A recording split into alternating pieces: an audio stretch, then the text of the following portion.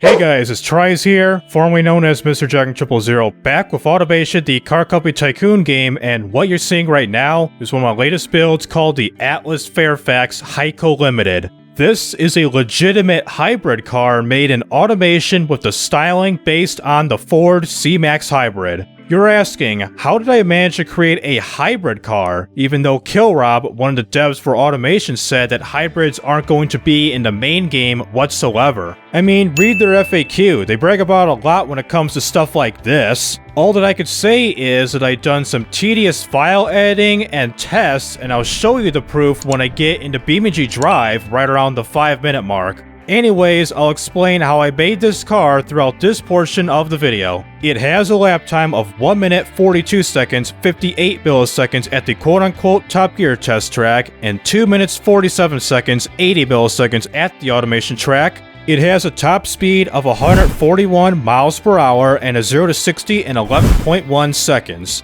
This vehicle is powered by a 1.8 liter inline-4 engine that produces 117.7 horsepower and 113.9 pounds-feet of torque. It has a fuel efficiency rating of 38.5 miles per gallon and weighs 3,111.1 pounds or 1,411.2 kilograms. And for the market, it does a great job in competing in these top 4 car markets, such as the standard family car market and the city standard, premium, and eco levels in the city car markets.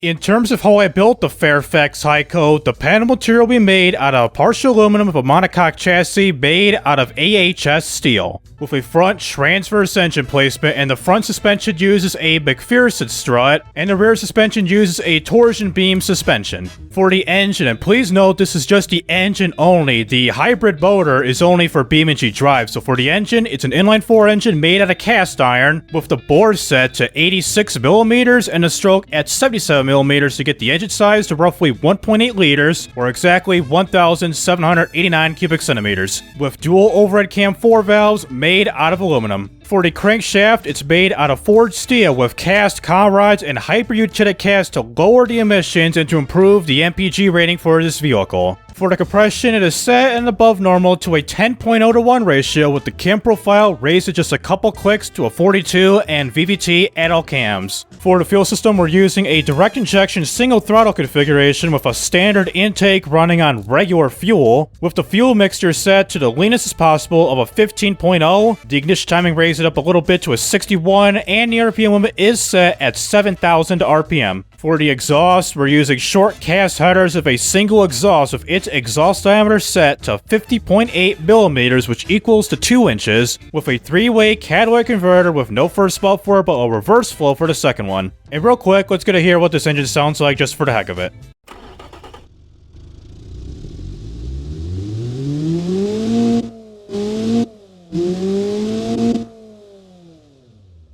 Pretty much like your standard issue 4-cylinder, but not bad. For the drive type, we're using a front-wheel drive of an advanced automatic 6-speed with the top speed set to 141.4 miles per hour. And when we get into BeamNG.drive, it kind of sucks. I want to do a front-wheel drive only for the battery, the motor, and the engine, but it's unfortunate. I have to put the motor in the back, which drives the back wheels, and the front wheels pretty much drives the engine. So it's unfortunate what it has to come to be, but I don't care. For the tires, we're running on some radial hard long life tires with the front and rear tire lift set to an even 195mm to the front and back, running on some 17-inch alloy rims. For the brakes, we're using solid disc brakes for the front and back with the front brake at a 2-piston with its size set to 310mm. The rear is a 1-piston with its size set to 260mm with the pad type lowered to a 35, which leans more towards the comfort setting. For the under tray, all that good stuff, as you can see, semi-clad under tray, which we can't obviously tell up in here, with the brake airflow a little bit up to a 15. So for the interior and everything, since we got some red leather seats and all this good stuff, we got ourselves a premium interior, a 5-seater, 2 in the front, 3 in the back, with a premium sat-nav feature, as we can see here with the Atlas Mycon system right here, which is pretty much the center entertainment system and pretty much climate control, all that good stuff with this vehicle. And now I have for the premium interior, you got got a badass looking dashboard up in here. Mixture between analog, digital, kind of like your Ford and Lincolns from the late 2000s, like your town car and your premium models of Ford models. So now for the safety and everything, we got ourselves an electric variable power steering with electronic stability control with advanced 2010 safety standards. And last but not least, with the suspension of the vehicle, a little bit on the premium side, we got ourselves some progressive springs with adaptive dampers with semi-active sway bars running on a normal preset. Despite the only one concern about this vehicle, which is the clearance issues for the front engine being narrow, let's just ignore that and jump into BeamNG.drive and test this vehicle out.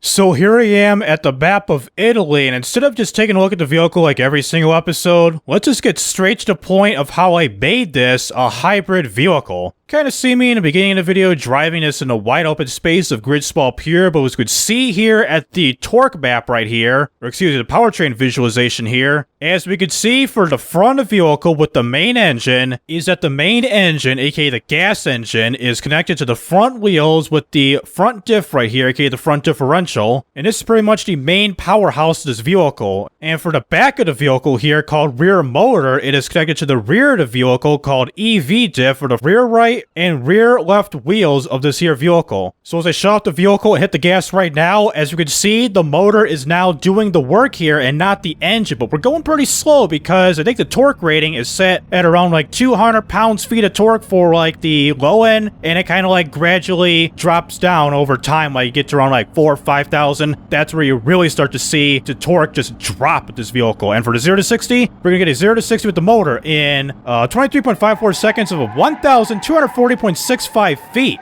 That's pretty bad, but it's an electric motor that assists the main engine, the gas-powered engine, so that doesn't really count. So let me go to highway here and do our base performance test. Let's just spawn somewhere over here and turn the vehicle around to get started. So here I am right here at the start of the highway portion of this map here. And for the basic performance test, the first one we're going to be doing is a 0 to 62 acceleration test with both the motor and engine. Next would be the 62 to 0 brake test. And lastly would be a top speed run, which this type of vehicle right here being a hybrid, I guarantee you it would probably reach its top speed in pretty much no time. So let's find it out here by hitting the gas pedal to start our 0 to 62 test starting now. So we're going to be the gas motor and the electric motor. So 0 to 62, look at this, look at this, look at this. This is like faster than a Toyota Prius in 6.62 seconds of 348.70 feet. That is nice for an electric vehicle, not like a full-blown electric vehicle, but for a hybrid vehicle. So for the brake test, let's hit the brakes. It's showing 61 to 63, brake now.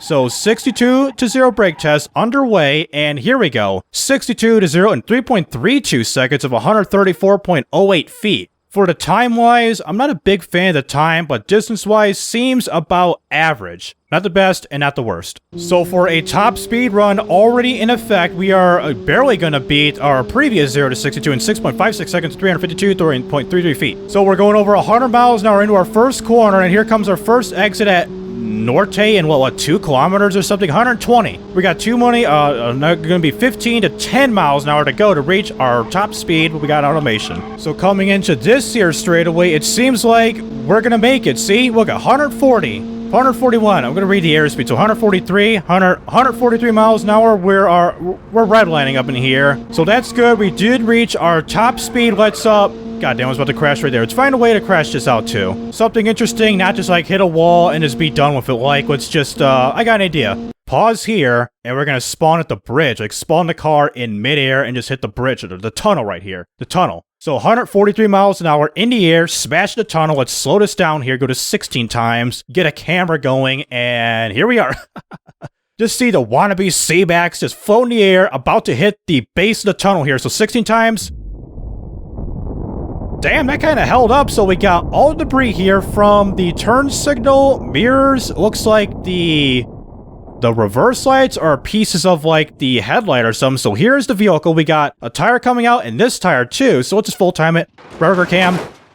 And here it is. The engine appears to be still running. Engine is starved of oil. Really, man? Well, we could see this vehicle is hella mangled in the front, so we cannot even do nothing for the front of the vehicle in terms of using the gas-powered engine, but with the hybrid motor in the back, the electric motor, if we can hit the gas right now, we are doing absolutely nothing. Going 126, 27, 28, 29, or 129 now. So, damn, this motor goes pretty good. 129 miles an hour is the peak speed of the motor for the back of the wheels. Not bad. So let's check out the interior. How would a driver or passenger would withstand for such a collision? 140 miles an hour at the base of this tunnel up here. So for the driver, 95% chance he'd be dead. We got the freaking door right here bent up in here. The passenger seat right here, he would be dead too. The back passengers, we got some seat collapse right here. And benniness of the polygons. So back seat, I think they'll be kind of okay, but G-force wise, I doubt it. And as we spawn it in the air, let's just rightfully ignore that. And let's go on over to a time trial run with this here vehicle. And for the heck of it, I'm going to do one with the hybrid and with the stock gas-powered engine without the hybrid electric motor in the back. And we'll do 2 laps of the Mountain Village circuit, starting off with the hybrid version of the Fairfax. And we're going to be doing it in noon hours, so take it to the starting line of this here racetrack right now. So here I am at the start and finish line with the hybrid version of the Fairfax, and we're kind of bit behind the start and finish line up in here. Like probably good, maybe 6 feet or something. So let's get ready to start off this here time trial off here in 3, 2, 1, go. Why does it do that? So this, damn, we got a hairpin turn right up here, because I never did this here time. Wow, this cityscape. I never did this here time trial before. I did like the through the village loop, but not around the center. Is this the one around the center? Or village loop? What is this? I think it's through the center. And let's change this to sport mode because the ECS thinks it's trying to save my life. I'm gonna screw this vehicle up, but I'm not. I'm trying to go as fast as I can, post a good lap time going through this here course. And pop the curb right there, but it seems like we're doing okay in these narrow-ass streets with a mid-sized hatchback. And look at that, big sharp left turn into sharp right, and wait, stop it. I think I went the wrong way. Yeah, I did. I was supposed to go straight. Are you kidding me? I was supposed to go straight. Well, for time-wise, I'm gonna redo that. All right, finally, go straight, and what is next up in here? Keep going straight. These tight-ass, like, streets right up in here, and that... Was it a police station back there? It said Poliza or something, if I'm reading that right. And big-time hairpin to the left. Jesus, and hoping not to go through all that mess again throughout this here lap. It seems like this takes me kind of, like, back where I came from, and I just go... Yeah, hang left. So the first lap time will be a 1 minute... it's bugged out again. God damn it. Just like I had to pass where the camera goes in and out like super quick and you can't get the first or second lap times to the very end. It's showing 1 minute 36 seconds even on the top of the screen. How about here? Yeah, 1 minute 36 seconds even. I think that is my first lap time. I can't tell. Chances are that could be the lap time. Chances are that... should not. And also back there with that little character there, I kind of screwed up by hitting the F button and the R button at the same time to respawn the vehicle, but not the character. So my character will be, well, was been a road hazard back there. So when I respawn for the second time with the non-hybrid model of the Fairfax, the little character guy should not be a road hazard, and we'll pretty much get rid of him upon respawning. Because I'm reloading the map and getting in a new car to start off a new time trial. So brake and left. Pop the curb a little bit, so the second lap time of 1 minute 23 seconds, 122 milliseconds, which gets a time of 2 minutes 48 seconds, 657 milliseconds. How would this compare to the non-hybrid model? So let's go to free roam, camera, speed, everything as is, crash any signs up ahead, so everything as is. Bang. What a shot from Not So Curry, said Mike Breen. So here is the front of the vehicle, hella mangled up. We got the pole right up at the steering column, the dashboard of the vehicle. Can we free ourselves or no? Nope, gas motor ain't doing nothing. And also for the rear motor, this don't work in reverse, if I could prove it to you right here. So reverse, shut off the engine, reverse. See, it's doing activity right here, but it's doing absolutely nothing. Can't back it up with the motor itself. You have to back it up with the engine turned on as so. And also rear end crash. Nice. Alright, same time trial again, 2 laps of this, but I do got the non-hybrid model, as I mentioned before, the Fairfax not hybrid. This is just a gasoline engine variant of the Fairfax, the more cheapy model. So let's get a black one out. Select this boy. 2 laps in the noon hours. So redo the time trial with the non-hybrid model right now. So here I am with the non-hybrid model of the Fairfax. You can see here, it's all blacked out and it's not in... Oh boy, we got ourselves a little paint screw up here. So whatever, not going to care about this vehicle here. So with this portion of the video, I want to do an interior view. I'm not going to do a whole lot of talking or showing you a bunch of action, except for the parts where I do screw up or something. So let's start off this time trial off here at a time of 3, 2, 1, go. And right here, right off the bat, it's gas-powered and a bit slower. And it's kind of weird not seeing the steering wheel move whatsoever. So with the vehicle being a bit slower, not having the hybrid motor in the back, you get a little bit more precision going around the corner since I'm not going too fast. Like, look at this. Don't have to hit the brakes, just keep on the gas pedal, maybe let off the gas right here, hit the brakes, and tap the curb right there again. It's like this spot and this upcoming curve, that's where I might kind of have some problems with the hybrid model of just tapping this curb right here to your right. Because I'm taking it too fast, not putting a whole lot of steering input, mostly going too fast. And I'm guessing for the finish time, I'm guessing the time we're gonna get finishing this course will be like a 3 minute, like a 2:57, maybe 2:56-ish. Hit the brakes. That was kind of close. The first lap we're going to get is a 1 minute something seconds. I don't know milliseconds. They gotta fix this, man. I don't know if it's like doing some cache clearing, which I doubt it, or the rare occasions reinstall the game. So it's showing 1 minute 42 seconds, 544 milliseconds, or 54, sorry. I don't know what is going on with the lap timer. It's just being so stupid for some odd reason. I hit the curb. God damn it. It's also that curb where I kept having problems where I kept popping it by going too fast. That's what happened right there. Went too fast and not affecting the steering whatsoever, which that's pretty good, but don't choke. Damn. So coming up, going too fast, check up, and the finish time we're gonna get is a 1 minute 29 seconds, 765 milliseconds of a total time of 2 minutes 59 seconds, 767 milliseconds, a Boeing number. So an 11-second difference, roughly 11 seconds between the non-hybrid model versus the hybrid model of the Fairfax. That's kind of a considerable difference between the two. So same thing, camera and speed as is, crash these little left pylon signs right up ahead, so go.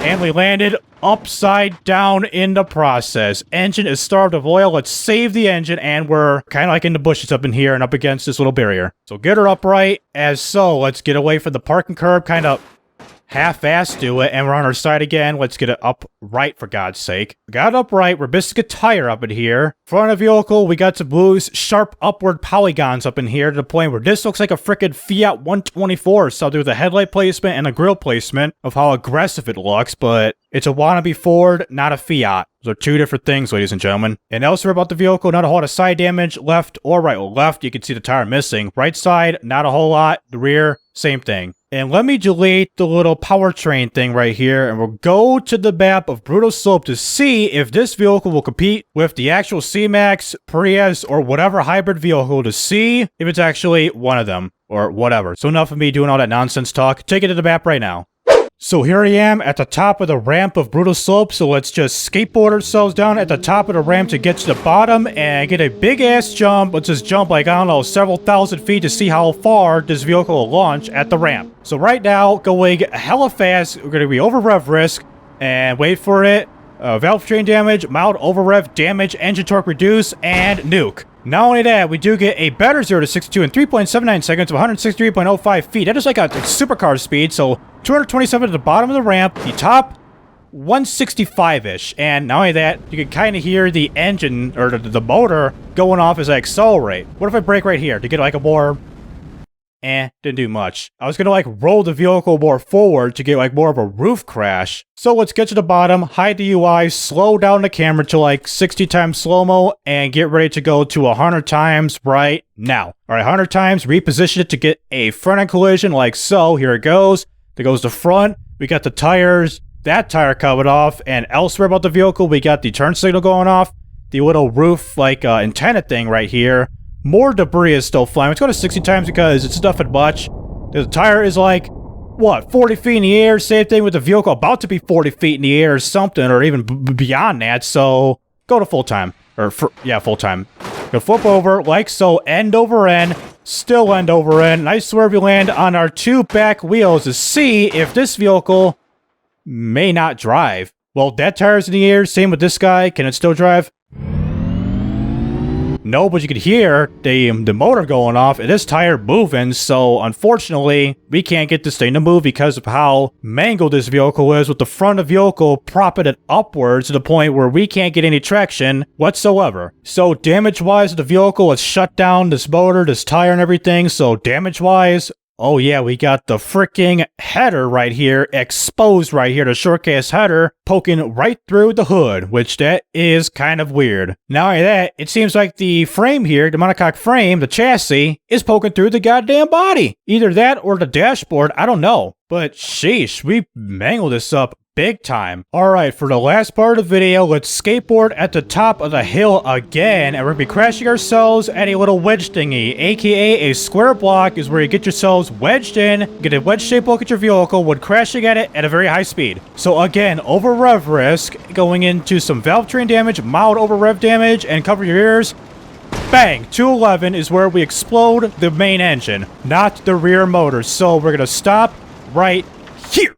Ooh, perfect timing. Like, real perfect timing. 229 miles an hour. 100 time it all the way. Let's get a camera right here. And this seems good right here. So, unfreeze physics. Kind of reset the overview a little bit. So, front of the vehicle. Here we go. Gonna be wedging in and stopping right there at its tracks right here. And go to 65 solo because this is where we stop. And we're gonna be pushed backwards quite a bit. Probably a good few feet. And then we're gonna rest back at the wall again. So, what are these right here? Are these like part of the headlights or something? I don't know. So let's just do full time, rightfully ignore that, and Jesus, are these the Illinois plates? Let's see. That is. Damn. So there goes one Illinois plate right here, and I think it was right here also, right? Yeah, that's for the front, and this is for the back, right here. So yeah, all the debris is pretty much all in one spot, so let's go to the bottom, the very bottom of the hill, and see the aftermath of the destruction of the vehicle. So we got all the debris of this vehicle, right up to our side, underneath the vehicle, and pretty much right here, like so. So right off the bat, we got the roof panel, the leather, or the cloth roof panel, completely exposed, or exposing because of the roof damage to the vehicle. The rear and everything got some loose polygons thanks to the high-speed destruction and insta-stoppiness due to the G-forces. And for the side of the vehicle, well, either side, as we'd see here, it's got the shape of a car pointed upwards, but you got that big old, like, what is this, like a 60-degree angle it's at right here. It's set right here. Go towards the front. Oh yeah, mangled big time up in here, folks. So that'll do it with automation and BeamNG.drive with the Atlas Fairfax Hyco Limited. For a hybrid hatchback, this is a nice looking and performing vehicle. Even though the motor is a bit too strong for any typical hybrid, I do like it as you get a way better 0 to 60 acceleration time compared to what I got in automation. It's unfortunate that I couldn't connect the motor to the front wheels as I have initially intended in the first place, but I really don't care at all. And for those who are interested in this type of content, please be sure to like and subscribe so you won't miss out on any videos like this in the future, and also check out my social media down in the description below. So this is TRIZE rising up and signing out.